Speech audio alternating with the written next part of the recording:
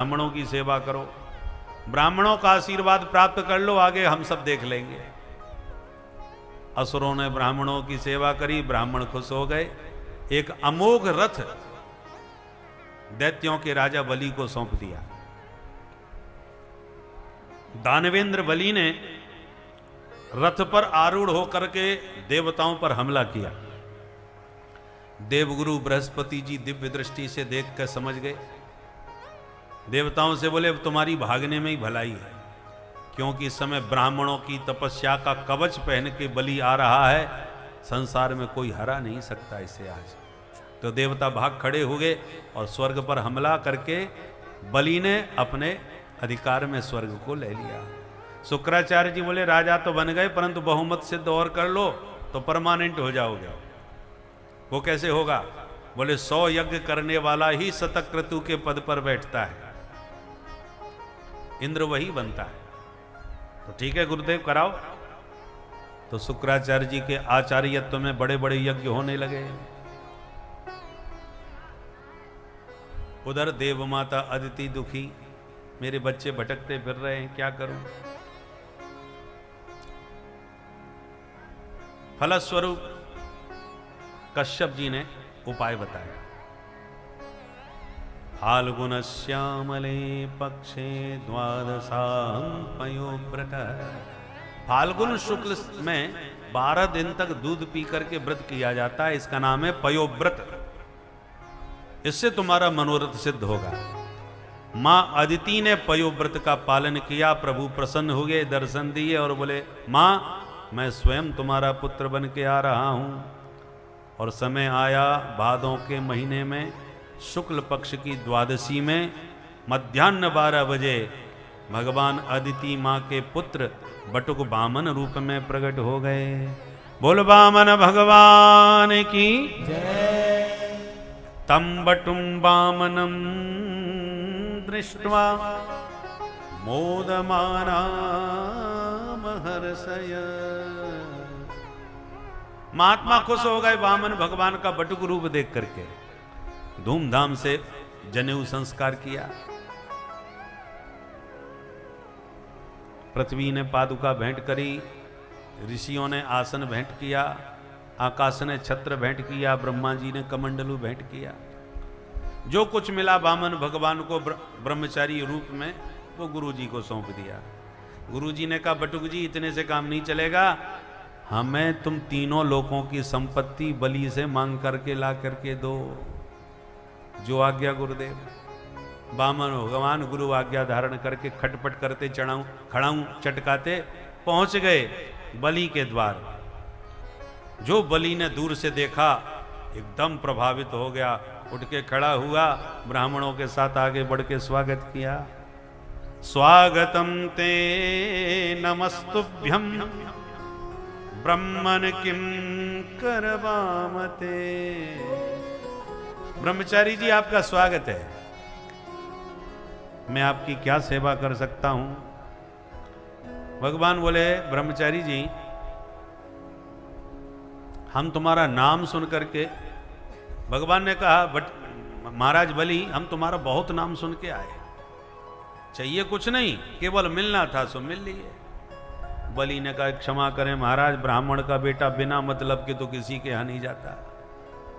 कुछ तो मन में मनोरथ लाए हो गए, संकोच त्यागिए, मन की बात कहिए।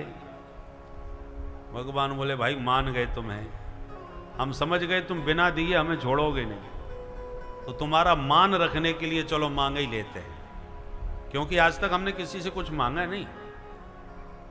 तो क्या मांगते हो? पदानि त्रीण दैत्येन्द्र सम्मतानि पदा मम। केवल इन मेरे पैरों से 3 चरण भूमि नाप करके दे दो। बलि सुन के खूब हंसा, जय हो ब्रह्मचारी जी, 3 चरण भूमि में एक छोटा सा कमरा भी रहने लायक नहीं बन पाएगा, क्या करोगे? भगवान बोले हमको ना आश्रम बनाना है ना फैक्ट्री डालना है, बैठने भर को जगह चाहिए तो पर्याप्त है हमारे लिए, और क्या करना है? शुक्राचार्य जी ने ध्यान से देखा, मैंने भी बहुत ब्राह्मण देखे पर इतना संतोषी तो आज तक नहीं मिला। ये ब्रह्मचारी आया कहां से है? ध्यान लगाने लगे। बामन भगवान बोले सुनो राजन, देना चाहते हो तो फटाफट हाथ में जल लो, संकल्प करके दे दो। अरे गुरुजी मैंने दिया। अरे ऐसे कहने से नहीं होता, संकल्प करके देना चाहिए। ठीक है महाराज। जल पात्र उठाया, तब तक तो शुक्राचार्य जी ने गप से हाथ पकड़ लिया। बलि सावधान, ठीक से देखो ये कौन है। बोले बामन है। अरे धोखा खा रहे हो राजन, ना ये बामन है न त्रेपन, मैंने इसको पहचान लिया। कौन है? एस वैरोचने साक्षात भगवान विष्णुरव्ययः। ये साक्षात वही छलिया विष्णु हैं जो छोरी बन के आया था, वो अब बौना बन के आ गया। बातों में आओगे बर्बाद हो जाओगे। मना करो तुरंत, कुछ हामी मत भर लेना। अब तो बलि कभी गुरुजी को देखे, कभी बटुक जी को। गुरुजी मैं तो हामी भर चुका, हां कर दिया। अरे तो अब मना कर दो। बलि ने कहा क्षमा करो गुरुजी, ऐसा मैंने कभी जीवन में नहीं किया। एक बार जिसको वचन दिया तो दिया, वचन से पीछे नहीं हटूंगा, भले ही बर्बाद हो जाऊं।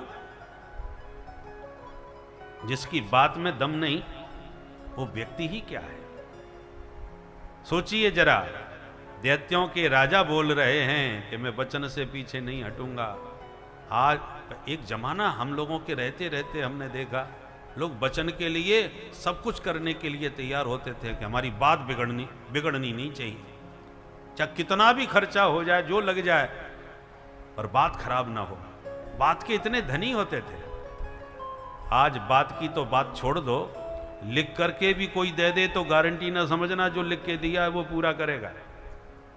लोग चंदा मांगने पहुंचते हैं, रसीद कटवा देते हैं कि दिया। मांगने पहुंचो, अरे साहब इस समय कोरोना वैसे ही चल रहा है, मुश्किल से खर्चा हो रहा है, और तुम अपनी पर्ची लेके आ गए।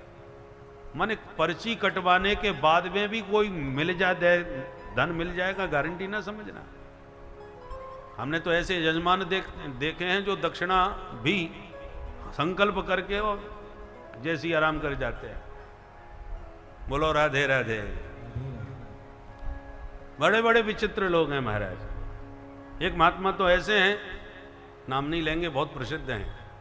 उनके यहाँ कथा हुई और उनको पता चला हमारे यहाँ आश्रम बन रहा है, तो 11 लाख का चेक काट करके हमको दे दिया।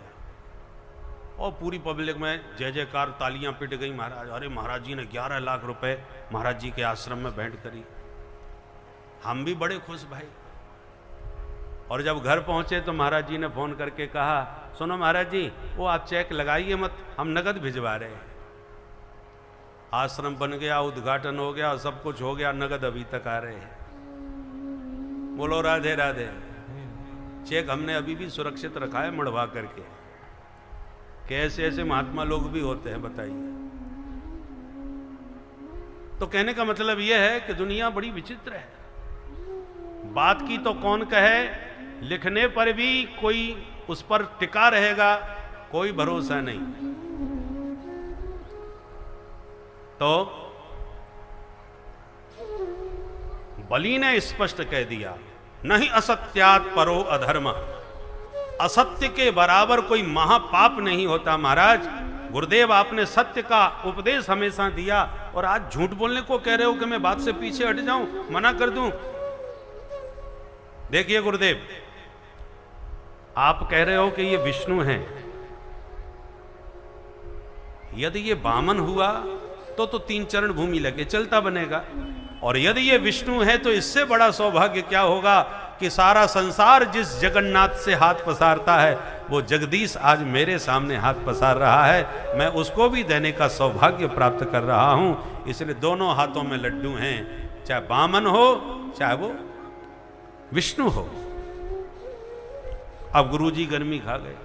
जैसे तैसे तुझे कुर्सी पर बैठा के आज यहां तक पहुंचाया मैंने, और आज मेरे को ही उपदेश सुनाने लग गया। साफ देता हूं, शीघ्र ही तू श्रीहीन हो जाएगा। अजरात भ्रश्यते श्रिय। गुरुजी ने ही साफ दे दिया। वामन भगवान धीरे से बोले, अरे भाई गुरु चेला झगड़ा ना करो, देना है तो दो, नहीं तो हम तो ये चले, हमें कुछ चाहिए नहीं आपसे। बलि ने कहा, महाराज ब्रह्मचारी जी, हम गुरु चेला में तो चलता रहता है, आप अपना संकल्प करो। तो लो हाथ में जल। गुरुजी तो तिल मिला के वहां से चले गए, और जैसे ही जल का पात्र बलि ने उठाया तो गुरुजी ही उस पात्र के छिद्र में घुस करके जल को अवरुद्ध करके बैठ गए, पानी नहीं गिरने दूंगा। बिना जल के संकल्प कैसे होगा? अब बलि चक्कर में पड़ गया, पानी निकल ही नहीं रहा। भगवान समझ गए, अरे राजन पुराना बर्तन है, रखा रखा जंग खा गया होगा, लाओ मुझे दो, मैं ठीक करूं। और नुकीली कुशा निकाल करके उस बाहर से छिद्र में फेंक करके जो मारी, तो शुक्राचार्य जी की एक आंख गोविंदाय नमो नमः। शुक्राचार्य जी निकल के भागे, हे भगवान कोई दे रहा है, कोई ले रहा है, हमने अपनी आंख फालतू में ही फुड़वाई। जल हाथ में आ गया, संकल्प करके छुड़वाया, और जैसे ही जल छोड़ा भगवान ने कहा अब हम नापते हैं, और तुरंत विराट रूप प्रकट कर दिया। बोले विराट भगवान की एक चरण में नीचे के 7 लोक नाप डाले, दूसरे चरण में ऊपर के 7 लोक नाप डाले, और बोले बलि अब तीसरा चरण कहां रखूं ये बताओ। बलि तो हक्का बक्का रह गया, हाथ जोड़ के बोला महाराज 2 चरणों में धन ले लिया, तीसरे चरण में इस धनवान को भी ले लीजिए, और ये चरण मेरे माथे पर ही धर दीजिए। पदम तृतीयम कुरु शीष्ण में निजम। भगवान बड़े खुश हो गए, बारे बलि दानी बहुत देखे पर तेरे जैसा नहीं, अपने आप को भी दान कर दिया, मांग क्या चाहता है। बलि ने कहा महाराज जब आप ही मेरे से मांगने आए हो तो मैं आपसे क्या मांगू। भगवान बोले नहीं नहीं हम तुमसे खुश हैं, जो मांगोगे मिलेगा। तो सुनो सरकार, बलि बोला मुझे तो आप बड़े प्यारे लग रहे हो, बस यही चाहता हूं आपको निरंतर यूं ही निहारता रहूं, आप मेरे आंखों के सामने ऐसे ही खड़े रहो। भगवान बोले ये तो बड़ा तगड़ा दान मांग लिया, तेरे सामने ऐसे ही खड़े रहे, चल तू भी क्या कहेगा। बलि दिया और वचन दिया आगामी मनमंत्र के तुम ही इंद्र बनोगे। जब तक इंद्र नहीं बने तब तक सुतल लोक में राज्य करोगे, और दरवाजे के द्वारपाल बन के सदा हम खड़े रहेंगे, 24 घंटे हमारे दर्शन पाते रहना। सदा सन्निहितम वीर तत्र माम द्रक्ष्यते भवान। इसलिए सप्त चिरंजीवियों में बलि आज भी जीवित हैं, और भगवान उनकी रक्षा में सदा खड़े रहते हैं। बोल भक्त वत्सल भगवान की। तो इस प्रकार विविध मनमंत्रों में प्रभु के विविध अवतार होते हैं। एक मनमंत्र में भगवान ने मत्स्यावतार धारण करके सत्यव्रत नाम के मनु की प्रलय पर्यंत रक्षा करी थी। अब सूर्य वंश में आए राम जी और चंद्र वंश में आए श्याम जी। तो पहले थोड़ी राम जी की चर्चा कर लें, क्योंकि कन्हैया को तो आधी रात पे आने की आदत है, परंतु चिंता न करो आधी रात नहीं करेंगे। थोड़ा सा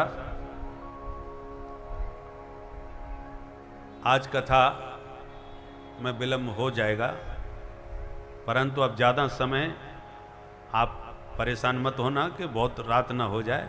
केवल 8 घंटे में 5-7 मिनट में बस राम जी की चर्चा कर लें, फिर कन्हैया का जन्मोत्सव धूमधाम से मनाते हैं। सुखदेव जी कहते हैं विस्तार से यदि मैं सूर्यवंश सुनाऊंगा तो 100 साल में भी पूरा नहीं हो सकता, इसलिए बहुत संक्षेप में सुनाता हूं। भगवान श्रीमन नारायण के नाभि कमल से ब्रह्मा के बेटा मरीचि के कश्यप के विवस्वान के श्राद्धदेव मनु की श्रद्धा नाम की पत्नी से एक बिटिया भई, नाम था इला देवी। परंतु श्राद्धदेव महाराज मनु ने वशिष्ठ जी से कहा महाराज